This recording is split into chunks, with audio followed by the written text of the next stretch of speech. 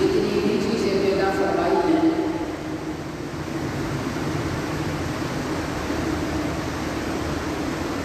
وہ سب کی سب فنا ہونے والی ہیں۔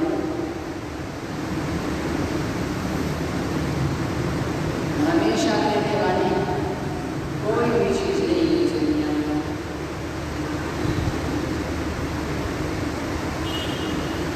ہر جاندار اس نے موت کا شکار ہو رہا ہے۔ جس انسان کی زندگی جتنے لمحات جتنی سانسیں لکھی ہیں اس انسان نے وہ مدت اور وہ سانسیں پوری کرنی ہے۔ ایک بھی سانس کا اضافہ نہیں ہو سکتا اور ایک بھی سانس کم نہیں ہو سکتا۔ موت دنیا کی وہ واحد حقیقت ہے جو ماننے والوں پر بھی آتی ہے اور نہ ماننے والوں پر بھی آتی ہے۔ ایسا نہیں ہے کہ کوئی شخص کہے کہ میں موت کو نہیں مانتا تو موت اس کے پاس نہیں آئے گی، یہ تو مجھے نہیں مانتا اس کے لیے نہیں آئے۔ مانو گے تب بھی موت آئے گی، نہیں مانو گے تب بھی موت۔ اور موجودہ دور کے اندر تو موت بہت زیادہ سستی ہو گئی۔ جتنی قسم کی بیماریاں نکل آئی ہیں اور جتنے حادثات بڑھتے جا رہے ہیں، پرانے زمانے کے اندر نہ تو ایسی بیماریاں تھیں کہ یہ خطرناک بیماریوں میں لوگ مرتے ہوں اور نہ اتنے حادثات، اور یہ حادثات کی موت کا بڑھ جانا یہ بھی قیامت کی نشانیوں میں سے ایک نشانی ہے۔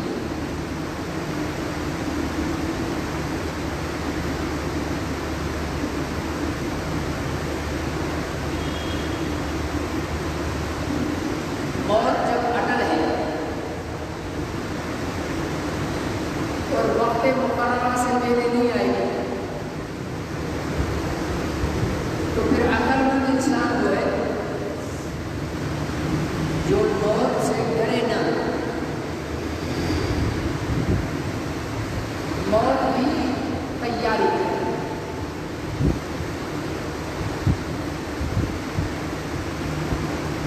اور موت کی تیاری اعمال صالحہ سے ہوتی ہے۔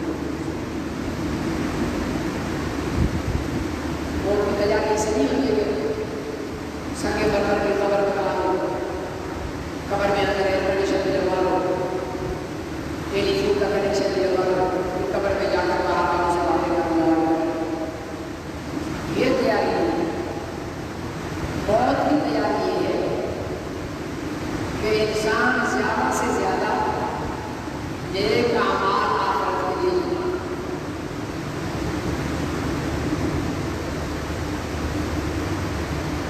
اور جس انسان کا دل دنیا میں زیادہ مصروف ہوگا، دنیا کمانے میں، دنیا بنانے میں، وہ انسان اتنا زیادہ موت سے ڈرے گا۔ یہاں پر میں نے 4 کناروں پر بہت بڑا معاملہ بنایا۔ میرے سونے کا کمرہ بھی ایئر کنڈیشن، میرے بیٹھنے کا کمرہ بھی ایئر کنڈیشن، ٹھیک ہے جی۔ مہمانوں کے لیے جو بیٹھو گے وہاں بھی ایئر کنڈیشن، حتیٰ کہ میرے باتھ روم میں بھی ایئر کنڈیشن، ٹھنڈک سے باہر نہیں نکلتے۔ کھانا اعلیٰ سے اعلیٰ میرے پاس موجود ہے، بستر نرم و نازک موجود ہے۔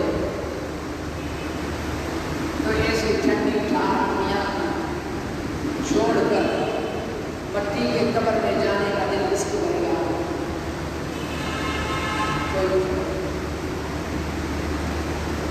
لیکن جو یہاں مٹی پر سونے کا عادی ہوگا، یہاں گرمی سردی میں گزارنے والا ہوگا اور اعمال صالحہ وہ اس نے آخرت کے لیے بھیج دیے ہوں گے، تو اس کو یہاں جانے سے گزر جائے۔ اس کی مثال میں آپ کو کچھ انداز ہے۔ میں نے 2 گھر بنائے، ایک گھر میں نے بجلی کی فٹنگ کرا، ایئر کنڈیشن لگوائی، قالین بچھوائی، فریج رکھوایا، گوشت کھانا،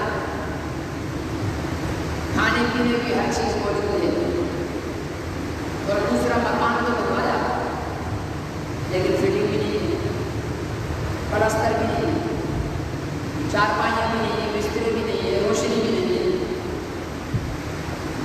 اب اگر کوئی شخص مجھے آ کر کہے کہ یہ گھر خالی کرو، اس گھر میں جا کر رہو،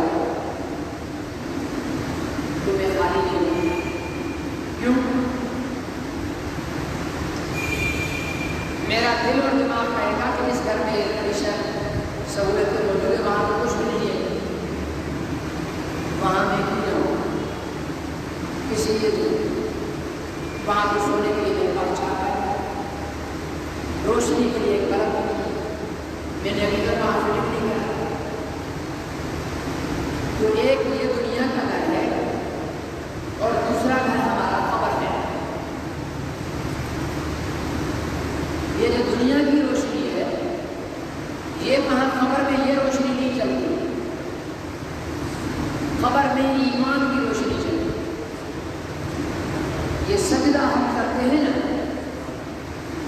یہ گھٹنے، یہ ہاتھ، یہ پیر،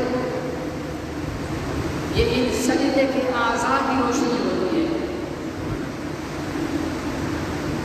قبر میں ہمارے لیے یہ والے سیور نہیں چلے گی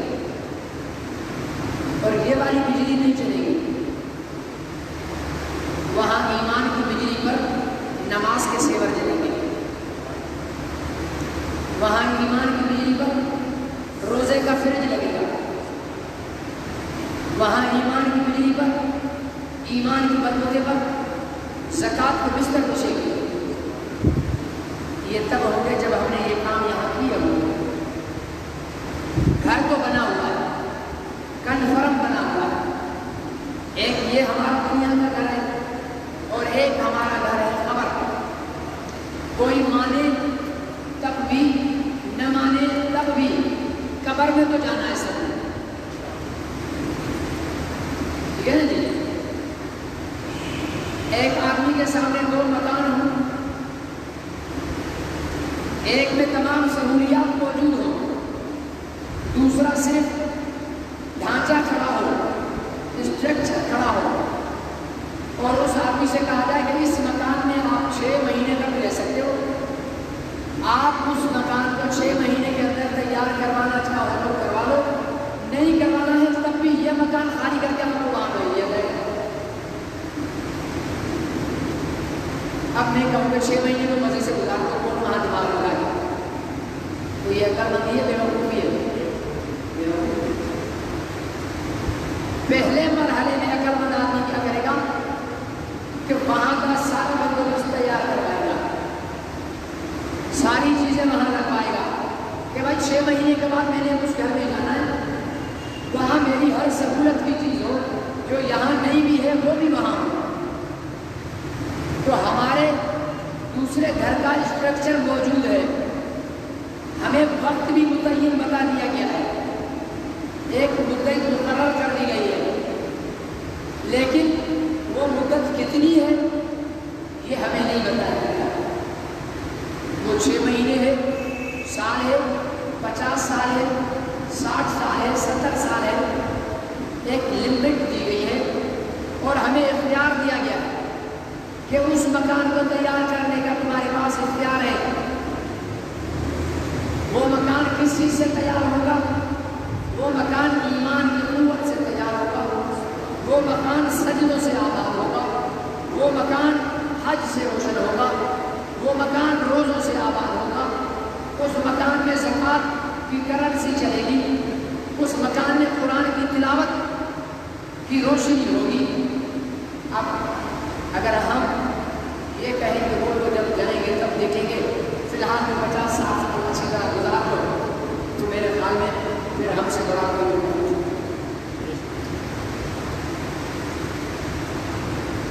عقل مند انسان وہ ہے جو اولین فرصت میں اپنی یہ 50-60 سال کی پوری زندگی کو اس مکان کی تیاری پر خرچ کرے، اس مکان کی آبادی پر خرچ کر دے، اس مکان کے رنگ و روغن پر خرچ کر دے، اس مکان کے بسترے پر خرچ کر دے، اس مکان کی روشنی کے لیے خرچ کر دے، اور اس مکان کی ٹھنڈک کے لیے خرچ کر دے، اور اس مکان کی تنہائی سے بچنے کے لیے اس دنیا میں اس گھر کے اندر محنت کر کے وہاں کی تیاری کرے۔ جب مجھے یقین ہوگا اور اللہ کی رحمت پر کامل امید ہوگی کہ میں نے اعمال صالحہ کے ذریعے اپنے آخرت کو تیار کر لیا ہے، تو اس مکان کی طرف جانے میں کوئی دقت محسوس نہیں، بلانے والا آ جائے گا، چلو بھائی اس گھر میں رہنے کا مطلب، تو ہماری روح اچھل کر باہر نکلنے کو آ جائے گا کہ بھائی میں جلدی سے مکان لینا۔ اسی لیے حضور علیہ السلام نے فرمایا، ایمان والے کی روح جب نکالی جاتی ہے تو ایسے نکالی جاتی ہے جیسے آٹے سے باہر، آٹے سے باہر، اور فاسق و فاجر کی روح جو نکالی جاتی ہے وہ ایسے نکالی جاتی ہے جیسے خاردار تاروں پر، کانٹوں پر ریشمی کپڑے کو رکھ کر کھینچا جائے تو وہ تار تار ہو جائے گا۔ فاسق و فاجر انسان کی روح اس طرح ٹکڑے ٹکڑے ہو کر نکلتے ہیں، کیونکہ اس روح کو پتا کہ میرے جسم نے جو کام کیے ہیں، جو بدعمالیاں کی ہیں، اب اس کی نتیجے میں مجھے سزا ملنے والی ہے، تو وہ جسم سے جدا ہونے کو تیار ہے۔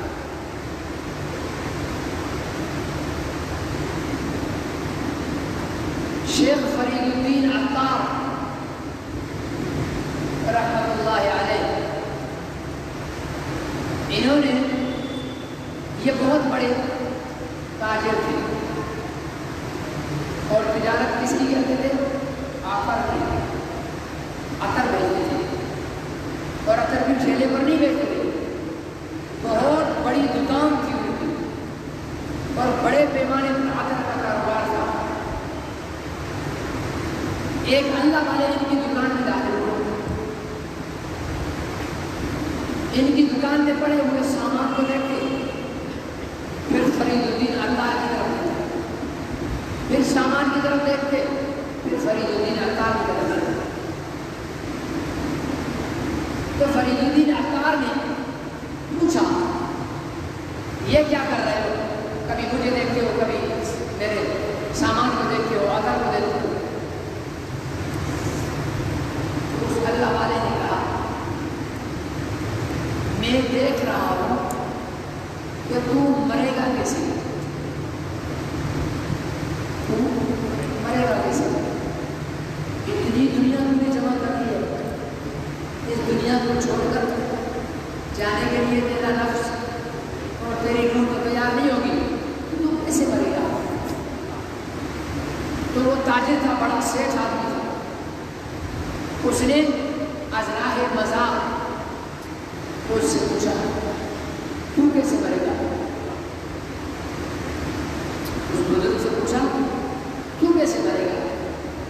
تو اس بزرگ نے کندھے پر جو روٹی یا رومال رکھا ہوا تھا اس کو لپیٹا، زمین پر رکھا، کعبے کی طرف رخ کر کے یہ ہاتھ ادھر رکھا، دوسرا ہاتھ ادھر رکھا، اور سنت کے مطابق لیٹ کر کہنے لگا کہ میں یہ سے بنوں گا من قال آخر کلامہ لا الہ الا اللہ، اتنا کہا اور روح قبض ہو گئی۔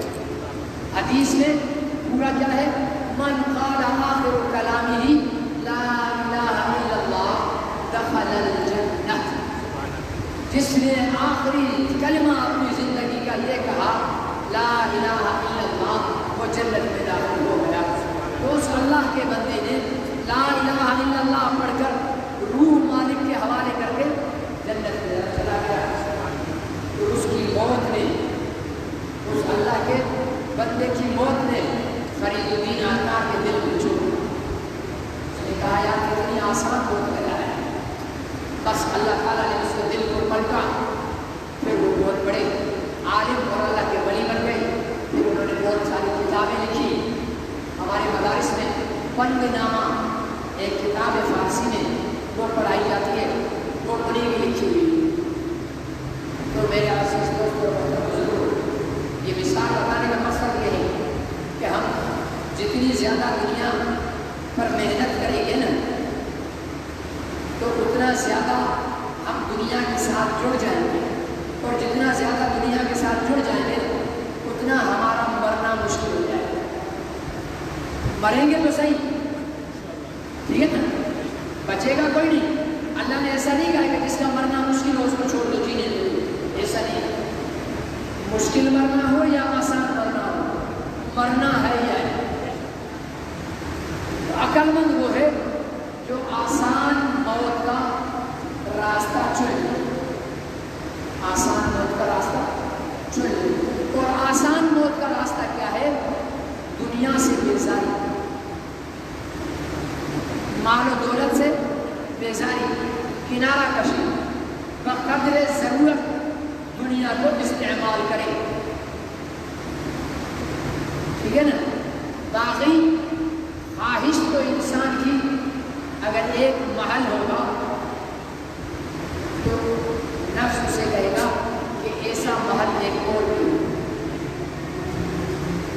یعنی اگر 1 ارب کا مالک ہوگا تو نفس یہ نہیں کہے گا کہ بس 1 ارب کافی ہے، گزارا ہو جائے گا، نہیں، نفس کہے گا اس کو لگا، ہاں، اس کو کاروبار میں لگا کر اس کو پڑھا، تو نفس کو یہ بات کرے گا۔ وہ میں اکثر آپ حضرات کو ایک واقعہ بتاتا رہتا ہوں۔ وہ ایک کوئی اللہ والے کے بہت بڑے بزرگ اور تاجر بھی تھے، تاجر بھی تھے۔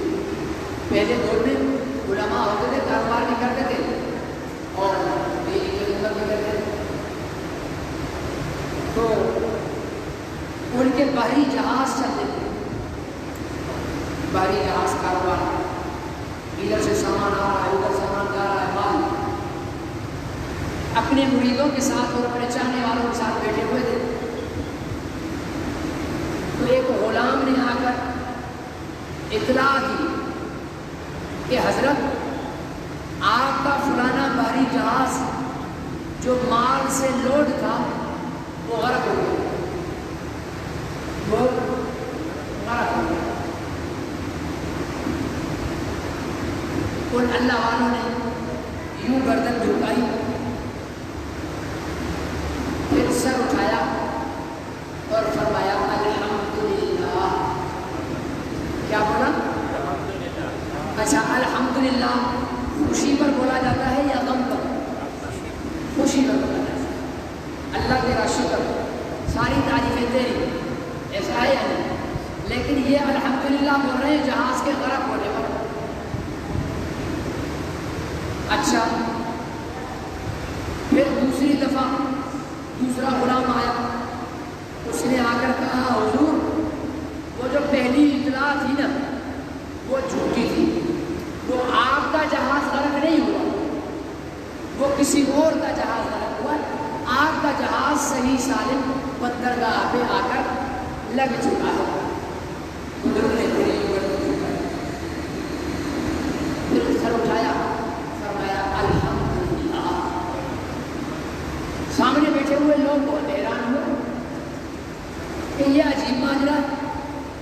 نقصان پہ بھی الحمدللہ، فائدے پہ بھی الحمدللہ، بری خبر پہ بھی الحمدللہ، اچھی خبر پہ بھی الحمدللہ۔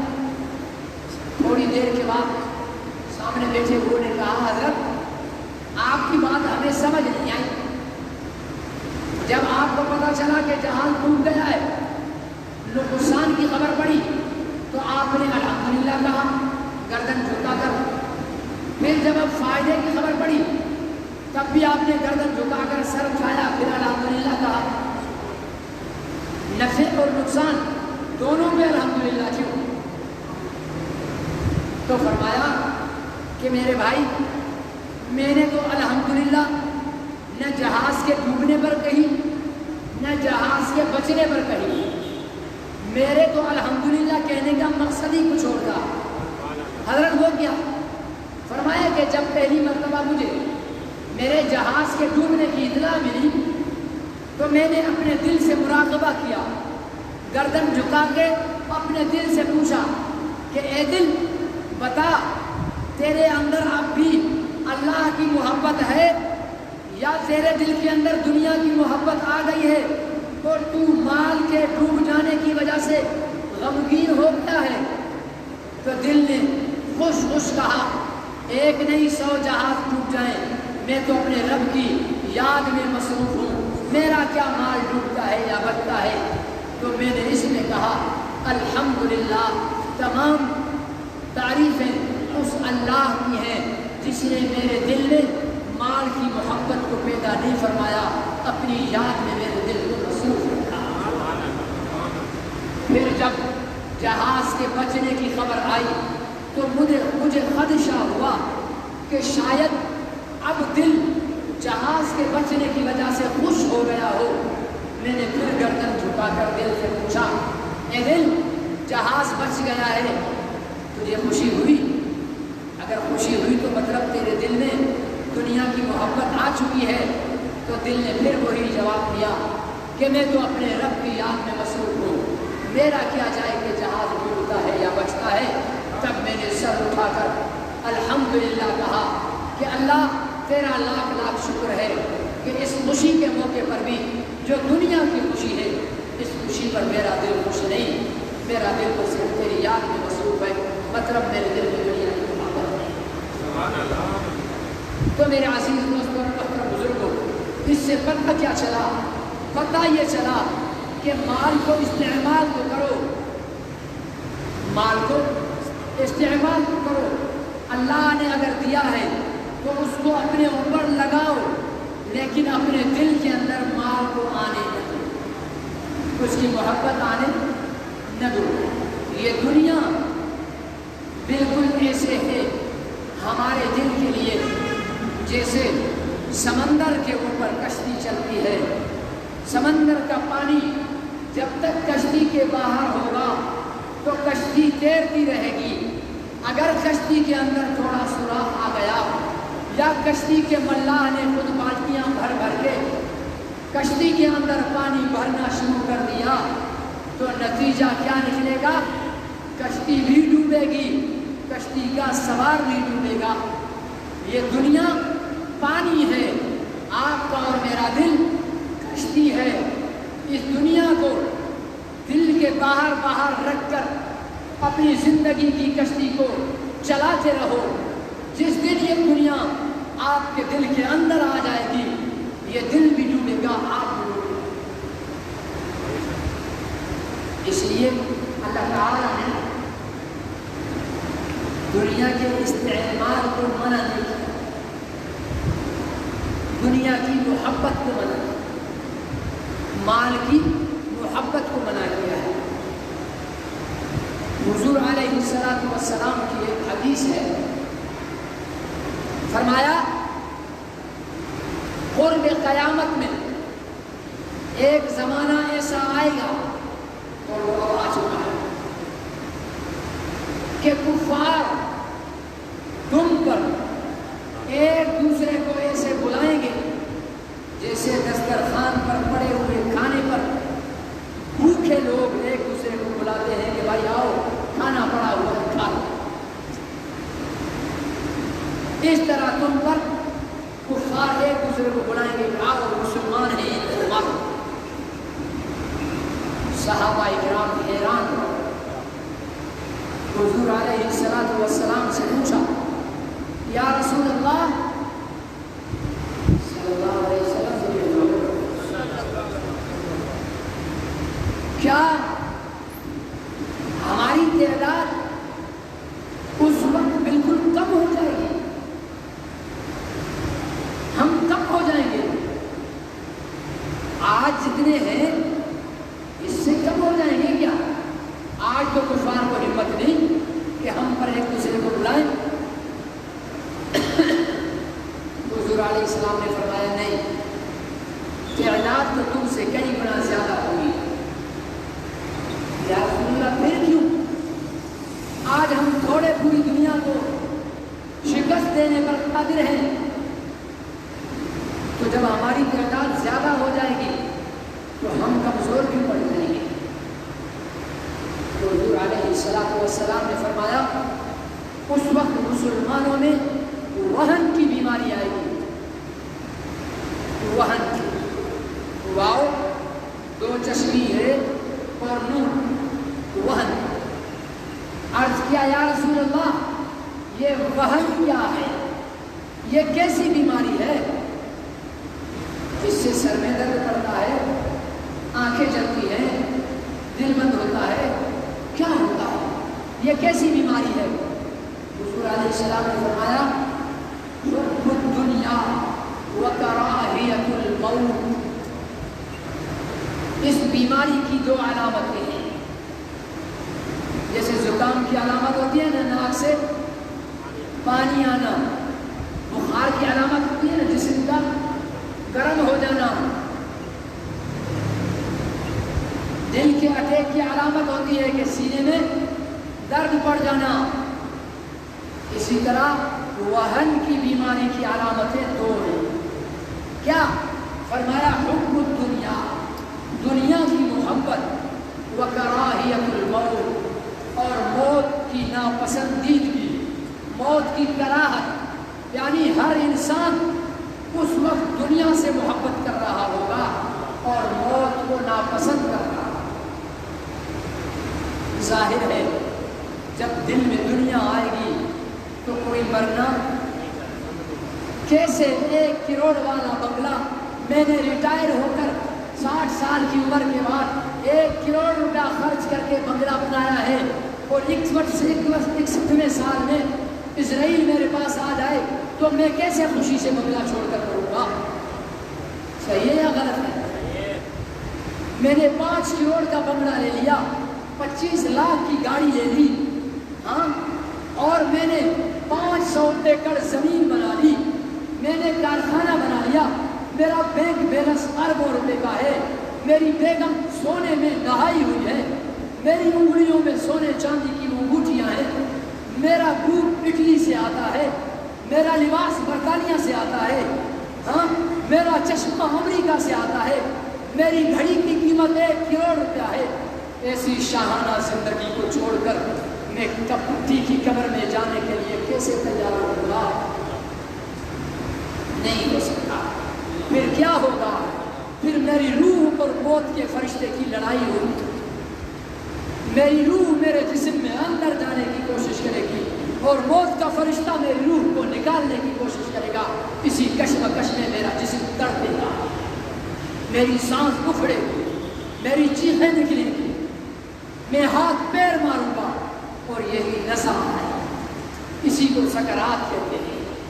جتنا دنیا سے دور ہوگا اس کی سکرات اتنی آسان ہوگی، اور جو جتنا دنیا میں گھرا ہوا ہوگا اس کی سکرات اتنی زیادہ. اور آج مسلمانوں کی حالت جو حضور علیہ السلام نے بیان فرمائی ہے وہی ہو رہی ہے. فرمایا کہ تم پر ایک دوسرے کو دشمن بنائے.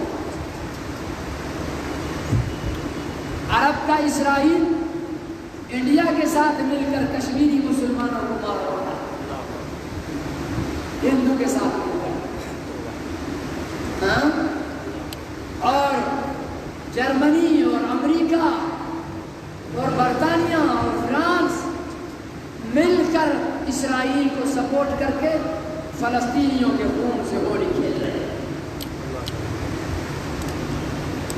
اور مسلمان تصویر استغفر اللہ استغفر اللہ استغفر اللہ، سبحان اللہ سبحان اللہ۔ تیری سبحان اللہ سے کشمیر آزاد نہیں ہوگا، تیری استغفر اللہ سے فلسطین کے مظلوموں کی گردنیں کٹنا بند نہیں ہو جائیں گی۔ صوفی صاحب اپنے مسلح کے دائرے سے باہر نکل، کچھ جہاد کا سوچ، کچھ لڑنے مرنے کا سوچ۔ تسبیح پڑھنے والی قومیں دنیا پر غالب نہیں آتی، جہاد کرنے والی قومیں دنیا پر غالب آتی ہیں، لڑنے والی قومیں دنیا پر غالب آتی ہیں۔ جس کو جان پیاری ہوتی ہے وہ جان بچانے کے لیے در در کی ٹھوکریں کھاتا ہے، اور جو جان ہتھیلی پر رکھتا ہے وہ اپنی موت سے یوں ٹکراتا ہے کہ موت بھی اس سے پناہ مانگتی ہے۔ اس لیے تبھی تو عقل مندوں نے کہا تھا، تبھی تو کسی جرنیل اور سپاہی نے کہا تھا، نیڈر اور مجاہد نے کہا تھا کہ گیدڑ کی 100 سال کی زندگی سے شیر کی 1 دن کی زندگی بہتر ہے، کیونکہ وہ جتنا جیے گا روب داغ سے جیے گا، عزت و وقار کے ساتھ جیے گا، اور گیدڑ جیے گا کبھی ادھر چھپے گا کبھی ادھر چھپے گا، اور یوں ذلیل ہو کر مرے گا وہ بھی، مرے گا شیر بھی۔ شیر نے 1 دن کی زندگی پائی لیکن کبھی پائی، گیدڑ نے 100 سال کی زندگی پائی، ذلت والی پائی۔ اب ہمارے پاس 2 راستے ہیں، ہم امریکہ، برطانیہ، فرانس، جرمنی، انڈیا، نیٹو، ان عالمی دہشت گردوں سے ڈر کر جئیں اور روز مر مر کر جئیں، یا جتنی زندگی ہے شیروں کی طرح زندہ رہ کر جئیں، دشمنوں کی آنکھوں میں آنکھیں ڈال کر۔ لازماً عقل مند آدمی کا فیصلہ یہی ہوگا کہ ہم کو شیروں کی طرح جینا چاہیے۔ یاد رکھو اے موت سے ڈرنے والوں، اے یہ سوچ رکھنے والوں کہ ہم جہاد کریں گے تو مارے جائیں گے، ہم جہاد کریں گے تو ہم بارود میں پھٹ جائیں گے، ہم جہاد کریں گے تو ہمارے بچے یتیم ہو جائیں گے، ہم جہاد کریں گے تو ہماری بیویاں بیوہ ہو جائیں گی۔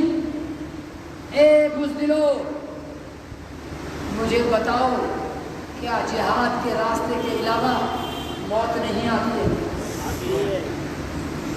ایک بادشاہ تھا، کشتی پہ سوار ہوا، ملاح سے کہنے لگا تمہارے ابا کیا کرتے تھے؟ کہا حضور کشتی چلاتے تھے۔ ان کا انتقال کیسے ہوا؟ حضور کشتی چلا رہے تھے ڈوب گئے، انتقال۔ تمہارے دادا کیا کرتے تھے؟ حضور کشتی چلاتے تھے۔ ان کا انتقال کیسے ہوا؟ حضور کشتی ڈوبی، انتقال ہو گیا، غرق ہو گئے۔ تمہارے پردادا؟ حضور بھی وہ اسی طرح فوت ہو گئے۔ تمہارے دادا کے دادا؟ حضور وہ بھی اسی طرح فوت ہو گئے۔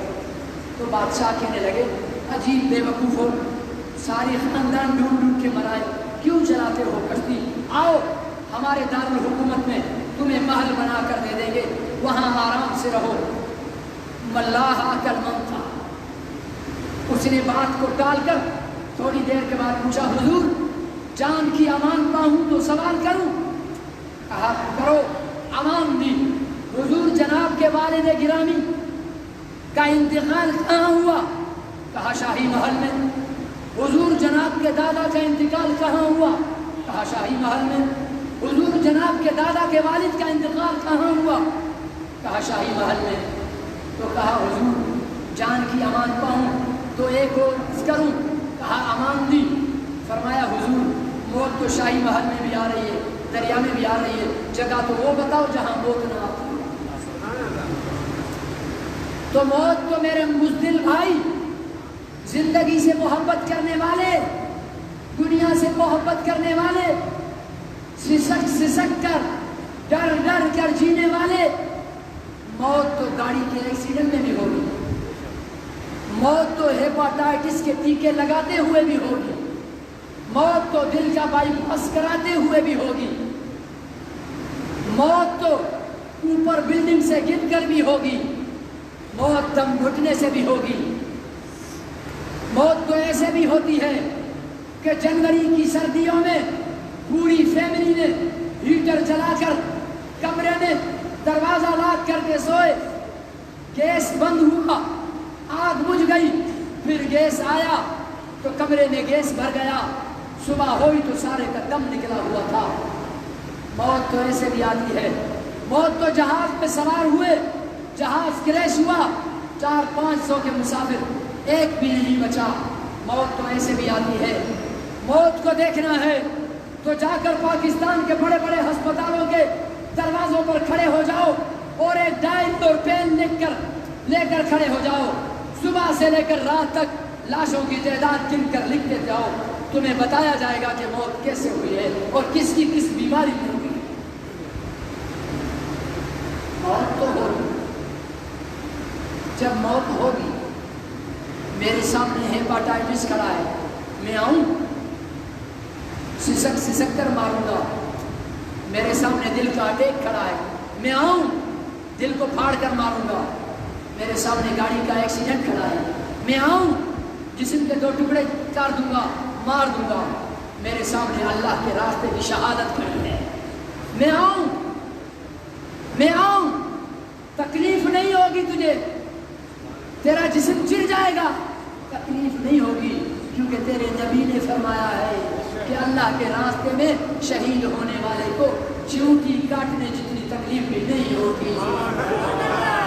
پھر میں ہیپاٹائٹس کو کیوں آنے دوں، پھر میں دل کے اٹیک کو کیوں آنے دوں، پھر میں کرونا کو کیوں آنے دوں، میں تو راستہ وہ چنوں گا جو میرے نبی کا پسندیدہ راستہ ہے اور وہ شہادت کا راستہ ہے۔ اس لیے میرے بھائیوں، عزت کی موت مرنے کا ارادہ کر لو، جہاد کا ارادہ کر لو۔ میں جب جہاد کی بات کر رہا ہوں تو اس کا مطلب یہ نہیں ہے کہ یہیں بندوقیں اٹھاؤں اور ایک دوسرے کو مارنا شروع کر دو، جہاد کی۔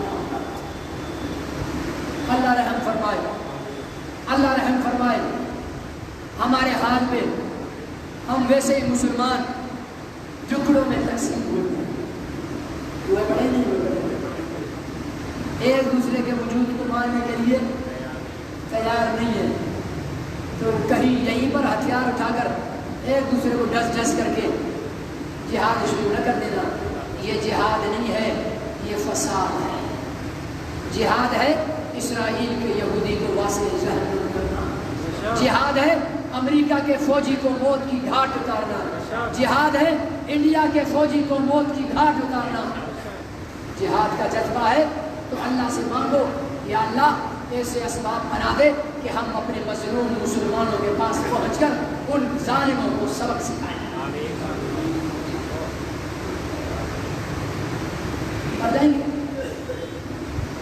شہید کا درجہ سنو، افغانستان میں یہ امریکہ اترا تھا نا، تو اس وقت امریکہ کے فوجی اور طالبان آپس میں لڑتے تھے۔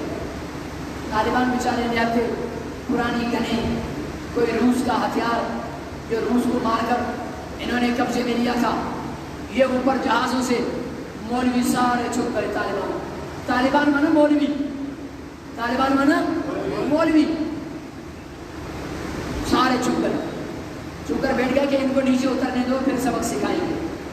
اوپر سے مار مار کر امریکہ نے کہا سارے مر گئے، نیچے اترے، مولوی آنکھوں سے باہر نکل آئے اور لڑائی شروع ہو گئی۔ وہ بھی مرے، امریکی بھی مرے اور طالبان بھی شہید ہوئے۔ امریکہ کے بڑے بڑے سائنسدان آئے افغانستان میں، مسلمانوں کے شہیدوں کے گوشت کے نمونے لے کر گئے کہ کیا وجہ ہے کہ یہ جو مسلمان مرتا ہے اس کی 10 دن تک، مہینے تک پہاڑوں پر دھوپ میں لاش پڑی ہوتی ہے، لیکن سالم پڑی ہوتی ہے، نہ کیڑا لگتا ہے نہ بدبو مارتی ہے یہ لاش۔ ہمارا فوجی 24 گھنٹے نہیں گزارتا، اس کی لاش پھٹ جاتی ہے۔ یہ کھاتے کیا ہیں؟ یہ کھاتے کیا ہیں کہ ان کی لاشیں خراب نہیں ہو رہی؟ ان عقل کے اندھوں کو کیا پتا کہ یہ خوراک کی بات نہیں، یہ لا الہ الا اللہ محمد رسول اللہ کی برکت ہے کہ جو لا الہ الا اللہ کا نام لے کر لڑے گا اور شہید ہوگا، اس کی لاش کی حفاظت بھی کلمہ ہوگا۔ تو کون سی موت مرنا چاہتے ہو؟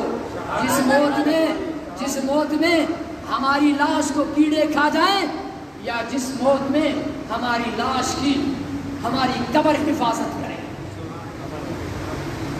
ابھی پچھلے دنوں ایک ویڈیو وائرل ہوئی تھی، فلسطین کی ایک بچی کی، مجاہدہ بچی جو جہاد کرتے ہوئے شہید ہوئی تھی۔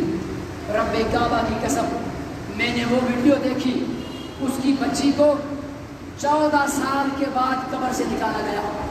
کتنے سال کے بعد؟ 14 سال کے بعد قبر سے نکالا گیا۔ اس کو جب اس کی آنکھیں کیمرہ والے نے قریب کی، رب محمد کی قسم ہے میری آنکھوں کی پتلیوں میں وہ چمک نہیں ہے جو اس شہیدہ کی آنکھوں میں چمک تھی۔ اس سے بڑی اور شہادت کی کیا شان ہوگی؟ تو کیا خیال ہے، جہاد کرنے کا ارادہ ہے یا لمبے سجدے کرنے کا؟ رب کعبہ کی قسم ہے یہاں کے 1 گھنٹے کا سجدہ میدان جہاد میں 1 سیکنڈ کا سجدہ اس 1 سجدے پر بھاری ہے۔ یہاں کی ہماری 5 وقت کی نماز میدان جہاد میں 1 نماز ہماری ساری زندگی کی نماز پر بھاری ہے۔ وہاں ایمان بنتا ہے، یہاں کیا ایمان بنے گا؟ یہاں مسجد ہے، قالین ہے، پنکھا ہے، ارے مزہ تو نماز کا تب آتا ہے جب دشمنوں کے گولے بھی برس رہے ہوں اور آپ اللہ اکبر کہہ کر نماز پڑھ رہے ہوں اور سجدے میں جا رہے ہوں۔ ایک پل آپ کے ایمان کو اور مضبوط بناتا ہے کہ جب تک میرا رب نہیں چاہے گا ہزاروں گولے برسے میں نہیں مروں گا۔ اگر یہ ایمان بنانا ہے تو تیاری کرو کشمیر کی، اگر یہ ایمان بنانا ہے تو فلسطین کے میدانوں میں جاؤ، اگر یہ ایمان بنانا ہے تو افغانستان کے میدانوں میں جاؤ، لیکن چوری چھپے بارڈر کراس کر کے نہیں۔ اپنی حکومت کو مجبور کرو کہ بے غیرتی چھوڑو،